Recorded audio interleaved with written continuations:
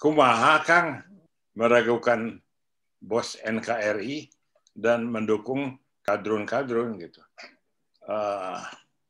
Jangan macem-macem. Weh, jangan lupa apa? Cuci muka, apa? Subscribe. Like, bayar. Ya, bayar internet supaya tidak putus-putus. Betul.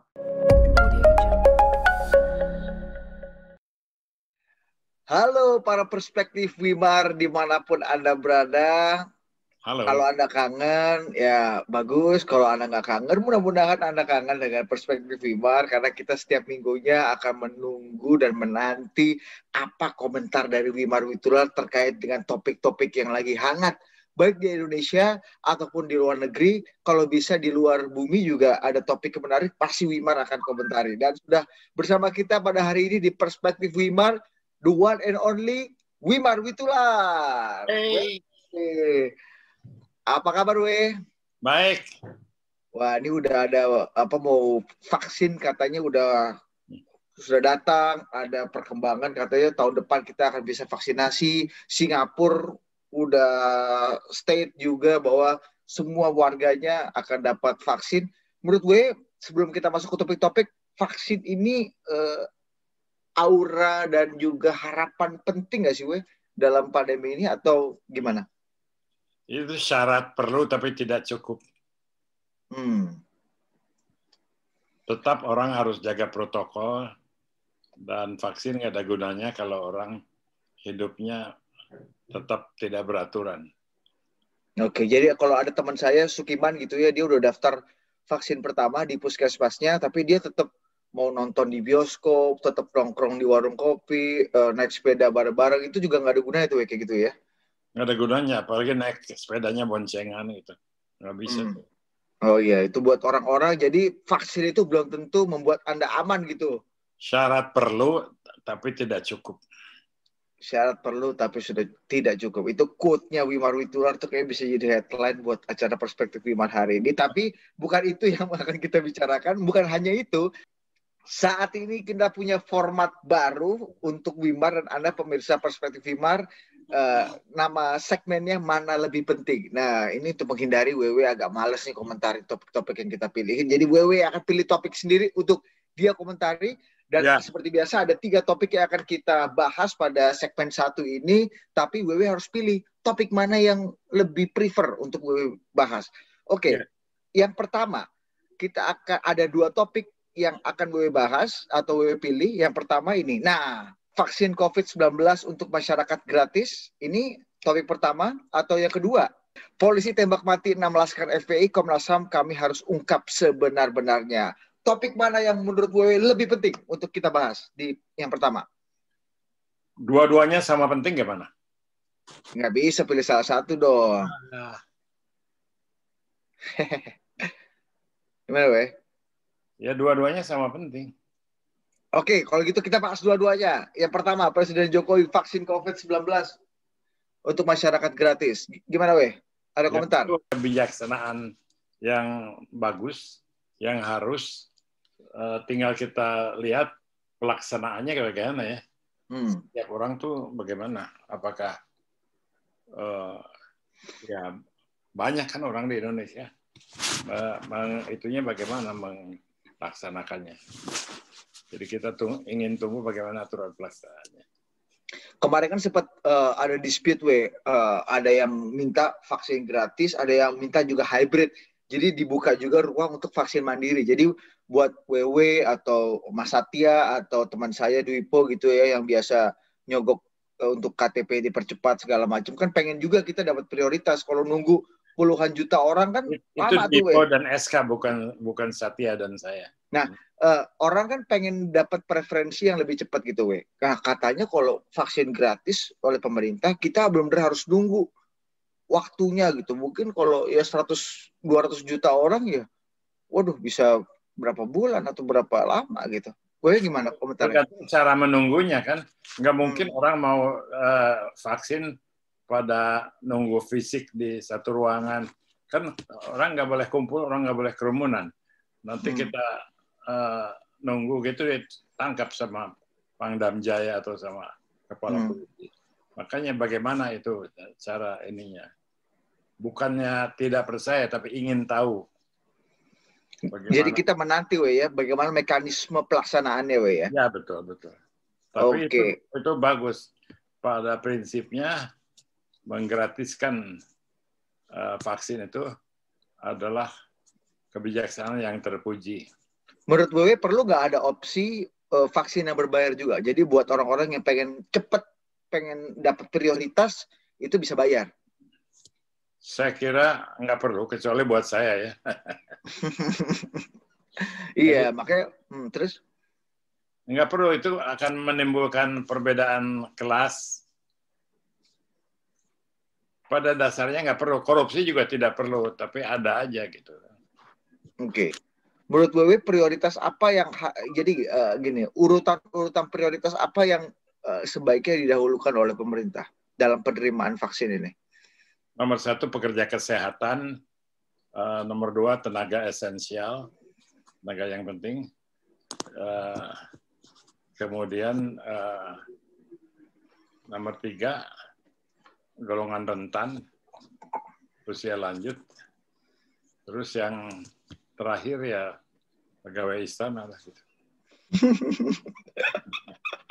Bagus juga WW ini menyuarakan ya. Oke, topik yang kedua tadi WW nggak mau pilih salah satu, pilih dua-duanya. Ini ada satu juga yang kemudian menjadi headline dalam beberapa waktu terakhir. Katanya ada kontak tembak antara kepolisian dengan Laskar FPI yang mengawal Rizik Syihab yang mengakibatkan ada 6 orang meninggal dunia. Meskipun sampai saat ini perdebatannya muncul karena benar nggak ini kontak senjata karena membela diri atau benar nggak ini ada dugaan abuse of power gitu misalnya. Nah, WW komentarnya gimana? Kesatu, a priori saya menganggap pada saat sekarang polisi itu tidak bisa dicurigai abuse of power. Soalnya kalau polisi tidak boleh keras, maka itu berhadapan dengan Rizik Syihab dan kawan-kawannya yang lebih tidak menyenangkan lagi. Kemudian kalau peristiwa penembakan itu, kita semua tergantung pada laporan kan. Entah laporan siapa. Tapi yang terakhir laporan itu yang bagi saya bisa dipercaya masuk akal tuh yang katanya berdasarkan 28 saksi atau gimana. Mengenai peristiwa kejar-kejaran polisi dan Laskar FPI. Jadi kalau lihat begitu ya kita berkabung untuk orang yang tertembak. Tapi dia nembak duluan dari mobilnya. Oke. Nah, kuncinya adalah nanti ya, penyelidikan dan pembuktian secara hukum yang mungkin saya sudah percaya laporan polisi nggak usah dipersoalkan lagi, itu betul kok. Make sense gitu. Oke, kita tinggalkan 2 topik tadi yang ternyata WW bingung juga memilih mana, akhirnya kita babat semuanya. Bingung gimana? Saya pilih dua-duanya. Iya, maksudnya kan nggak bisa pilih salah satu karena dua-duanya penting buat WW. Jangan marah-marah dong. Kita masuk ke topik berikutnya. Ya, gue nggak bingung. Gue memang senang topiknya dua-duanya. Kita pindah ke topik berikutnya. Nih, refund tiket tembus 317M usai wajib swab antigen ke Bali. Ya. Next. Satu lagi. Nah, sengit tweet war Mahfud MD dengan Ridwan Kamil soal kerumunan Rizik. Ya, pasti ini lagi rame, Yang pertama, soal keputusan dari Gubernur Bali yang menginginkan bahwa orang yang ingin berpariwisata ke Bali, menuju Bali, harus swab dulu, PCR. Tadinya H-2, sekarang dimundurkan H-7, tapi harus PCR. Nah, efek dari peraturan itu, banyak sekali wisatawan yang merefund tiketnya karena mereka keberatan dengan PCR. Refund tiketnya katanya tembus 317 miliar setelah kebijakan ini berlangsung. Itu topik pertama. Topik kedua, ini tweet war Mahfud MD dan Ridwan Kamil soal kerumunan Rizik. Jadi Ridwan Kamil yang kemarin diminta keterangan oleh polisi juga bilang, harusnya Pak Mahfud juga diminta keterangan dong, karena dia mungkin bertanggung jawab juga sama kerumunan ini gitu, karena dia mengizinkan. Nah, Mahfud kemudian membalasnya lagi dengan bahwa betul saya mengizinkan saya yang membuat keputusan ini, diskresi ini. Nah, gue pilih yang mana, salah satu topik ini? Ini sungguh bagus pilihannya, dua-duanya sama menarik. Jadi saya bersedia menanggapi dua-duanya. Mantap. Kalau gitu yang pertama dulu, soal keputusan Bali mewajibkan PCR test. Pemberitaan itu juga menimbulkan bias gitu. Kalau orang baca, waduh, refund tembus 317. Banyak banget. Padahal itu karena refund 1-2 juta dikalikan sekian ya banyak. Bukan soal yang harus dikali itu banyak. Tapi bahwa peraturan itu harus dijalankan, ya iya gitu. Terus kenapa nggak bilang dari dulu? Ya dulu kan belum ada COVID. Jadi itu sih orang yang komplain itu orang yang begitu pengennya ke pantai sampai dilarang sedikit, dia itu ribut gitu. Jadi itu sangat benar kebijaksanaan itu. Nggak usah disalahkan kebijaksanaan Gubernur Bali apa Jokowi atau Travel Bureau. Ya salah. Oke. Yang kedua. Tunggu dulu, masih topik satu. Gue lupa lagi mau nanya apa. Justru malah yang protes itu kebanyakan adalah industri pariwisata Bali yang dia merasa udah mulai mau bangkit, tapi peraturan ini rasanya menghambat mereka untuk lebih cepat bangkit lagi. Komentar gue gimana? Cabut peraturannya, maka setelah bangkit mati semua tuh kena COVID. Ini kan untuk melindungi orang terhadap COVID. Jadi jangan keliru ya. Orang itu misalnya hati-hati bersepeda rame-rame nanti karena COVID. Nah itu untuk melindungi Anda. Hati-hati senam kelompok dengan ibu-ibu sambil peluk-pelukan. Itu juga untuk melindungi Anda. Siapa senam ibu-ibu peluk-pelukan? Ada deh. Oke. Topik yang tadi, ini tweet war antara RK dan Mahfud MD, Pak Mahfud dan Kang Emil. Gimana, Nggak usah ditanggapi, itu kadrun itu termasuk Emil ya. Karena apa sih, dia orang lagi mau diselidiki, kenapa jadi nyentil-nyentil Mahfud? Mahfud menjalankan tugasnya, titik gitu. Oke. Kalau nyentil-nyentil Mahfud lagi, tambah aja hukumannya si Ridwan Kamil itu. Oke, Oke, kita masuk ke topik berikutnya. Ya akan Wewe komentari. Nah, ini topik kedua tadi. Nah, ini masuk topik terakhir. Ada 2 topik lagi dari Tirto ID. Joe Biden resmi menang Pilpres dengan 306 suara. Satu lagi. Siap-siap. Wah, Luhut perintahkan Anies PSBB, perketat PSBB di Jakarta. Jadi Pak Luhut, satu dulu deh. Ini Joe Biden resmi menang Pilpres setelah Electoral College meresmikan kemenangan dia, dan Trump tentu saja sampai hari ini belum melakukan pidato konsesi untuk melegitimasi kemenangan Biden. Yang kedua, Jenderal Luhut memerintahkan DKI untuk memperketat lagi, Jadi 75% harus diperketat lagi. Kemudian perkantoran harus tutup dan mall harus tutup jam 19 segala macam. Nah, topik mana yang pilih? Itu nggak usah pakai istilah segala macam. Bagus kok peraturan-peraturan itu. Yang nggak bagus itu gubernurnya. Jadi saya rasa Luhut langsung aja deh ganti gubernurnya, karena ngelawan melulu gitu. Gubernurnya DKI, daerah kadrun Indonesia tuh. Kalau Biden itu ya memang sudah ada konfirmasi bahwa Electoral College itu memilih Biden, tapi tetap aja Donald Trump tidak mengakui, bahkan menyerukan teruskan perjuangan. Untung dukungan untuk Trump itu makin berkurang, terutama terakhir dari Mitch McConnell yang biasanya yang selama ini selalu mengekor ke Trump. sekarang meninggalkannya.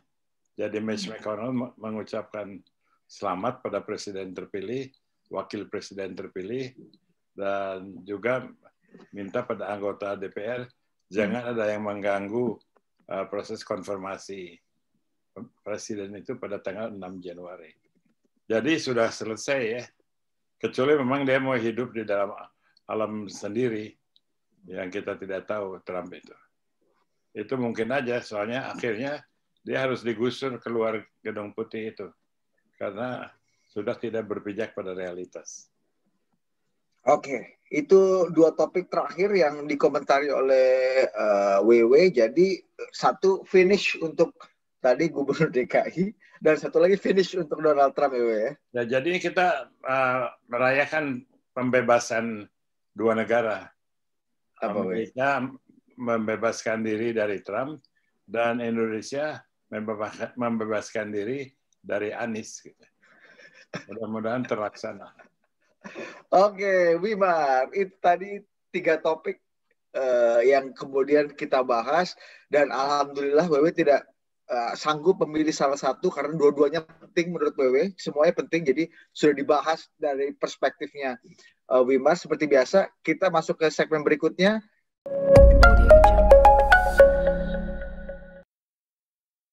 Oke, kita masuk ke Person of the Week, Man of the Week pertama.